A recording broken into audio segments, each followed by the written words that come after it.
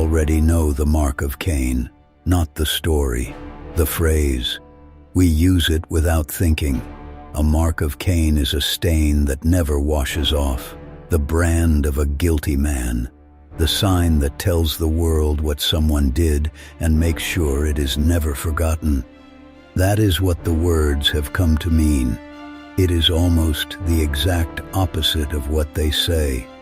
Because in the oldest telling, the mark is not a stain, and it was never set there to shame him. And near the middle of the same story, in the line where the worst thing happens, something stranger is waiting, a wound in the text itself, a place where the words simply go missing. Hold on to that. It comes last. For now, one thing. The most famous curse in the book was not a curse at all. This is the story of the man we remember backward. The world is still young. There are almost no people in it. 2 brothers. The older one works the ground. The younger keeps the flocks. And one day, each brings something to God. The farmer brings the fruit of the soil. The shepherd brings the firstborn of his flock, and the fat of them, the best he has. God looks at the younger brother's gift and is pleased. He looks at the older brother's gift and turns away. And here the story does something it will do again and again. It does not tell us why, not a word. It never says the farmer was greedy or faithless or wrong. One gift was received, one was not, and the page moves on and leaves the silence sitting there. Every reason you have ever heard was added later by other people in other centuries. The oldest account gives us nothing. A door that opens, a face that falls, and a question it refuses to answer. The older brother is named Cain. What comes next is quiet, and it is the first of its kind. There is a warning first. God speaks to Cain while his face is still dark, and says a thing that has never been fully translated, because the words are that old and that strange. Sin is crouching at the door. It wants you, but you can rule over it. He does not rule over it.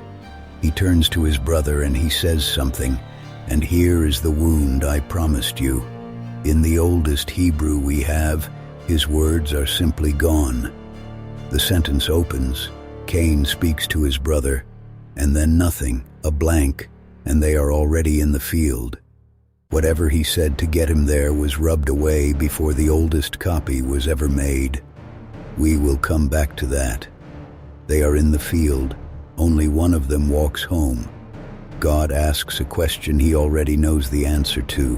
Where is your brother? And Cain gives an answer that will outlive every empire. Am I my brother's keeper? He was a keeper. His brother kept sheep. He knew exactly what the word meant, and he used it to lie. And God says, what have you done? Your brother's blood is crying to me from the ground. Not resting, crying. Then comes the sentence, and it is the part everyone forgets. The ground that drank his brother's blood will no longer feed him. He will not farm again. He will wander the earth with no home at the end of the road. That is the punishment. It is finished, right there, 3 verses before anything else happens. Remember that number, 3 verses. It matters in a moment, because now Cain breaks. He says the burden is more than he can carry, and then he says something that should not make sense. Whoever finds me will kill me. Whoever finds me. Stop there. At this point in the story, there are 3 people alive with names. His father, his mother, him. His brother is in the ground. There is no one else on the whole earth to be afraid of. And yet the first murderer is not afraid of being alone. He is afraid of being found, afraid of a world full of people who will want him dead. The story has quietly led a crowd into a page that holds 3 people, and that frightened, condemned man is about to be given something, not because he earned it, because he begged for it. Here is the line, chapter 4, verse 15. God answers the fear directly. Anyone who kills Cain will suffer vengeance 7 times over. And then the words, everyone knows. And the Lord set a mark on Cain, so that no one who found him would kill him. In other words, the mark is not the punishment. The punishment was the exile, and it was handed down 3 verses back before Cain said a word. Remember the 3 verses. The mark comes after the sentence, after the fear, after the begging. And the line tells us in plain words exactly what it is for, so that no one who found him would kill him. It is not a brand, it is a shield. The Hebrew does not even use the word for a scar or a stain or a mark of shame. It uses the ordinary word for a sign, the same word given to the rainbow after the flood, the same word given to the day of rest, signs of mercy, signs of a promise. For a very long time, people folded 2 separate things into one, the exile and the shield, the punishment and the protection. They called the whole thing a curse. But in the story itself, the mark is not the curse. It is the thing that keeps the curse from becoming a death sentence. So the marked man walks east, into a land the story names wandering, and there it does the second thing no one talks about. He knows his wife. The page never says where she came from, and never apologizes for it. She is simply there, one more silence you walk past. She bears him a son, and the first murderer, the man with no home, does something with his hands other than kill. He builds a city, the first city in the book. He names it after his child. And it gets stranger. From his line, from the blood of the man who committed the first murder, comes the whole of settled human life. Count them.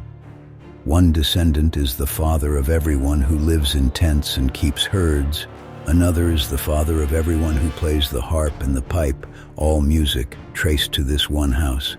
A third is the first to forge bronze and iron, tools and blades, herding, music, metal. 3 pillars of civilization, and the book roots all 3 in the line of the murderer. Not Abel, Cain.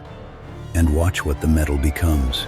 5 generations down, a man named Lamech stands before his wives and boasts, I have killed a man for wounding me. If Cain is avenged 7 times, then I am avenged 77. The shield given to keep one frightened man alive has become, 7 generations later, a license to kill and to brag about it. 7 turned into 77.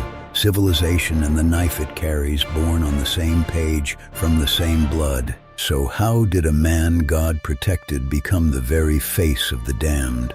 You already suspect the answer. Someone got there first and wrote over him.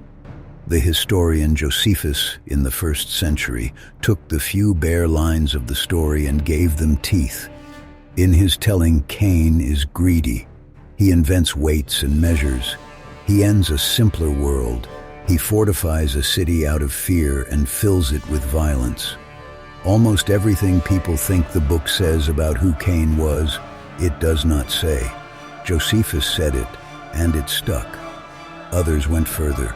One tradition gave him a death the story never records, crushed under his own house, killed by a stone as he had killed with a stone. Another gave him a monstrous father, and whispered that Cain was never really a son of Adam at all. Neither of those is in the oldest text. The oldest text says plainly that his father was a man. But the whispers were louder than the verses, and they traveled further.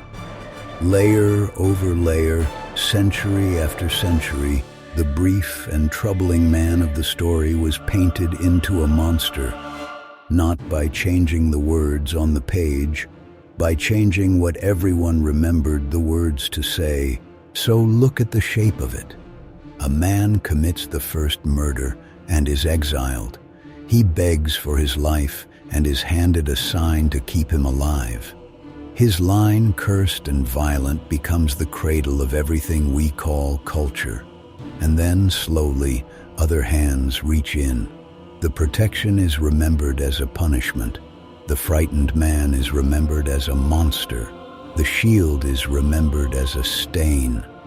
And now go back, as I promised, to the wound, to the moment of the murder, the sentence where Cain speaks to his brother in the field. In the oldest Hebrew, his words are simply not there. A blank, right where the worst thing is said. Later versions each fill it in their own way, as if everyone could feel the hole and reached to patch it.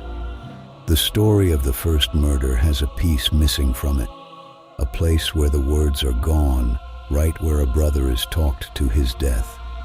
Maybe it was lost, maybe it was never written. We will never know. But it is a fitting shape for the whole thing, because the loudest part of Cain's story was always the part we added ourselves. Read it slowly, in the order it was written, and the curse turns back into a shield. The monster turns back into a frightened man who was told he would be protected. The words never changed, only what we did with them. So the next time you hear that someone bears the mark of Cain, you will know it was never a stain. It was the first act of mercy after the first act of blood. And we have been reading it upside down ever since. Make of that what you will.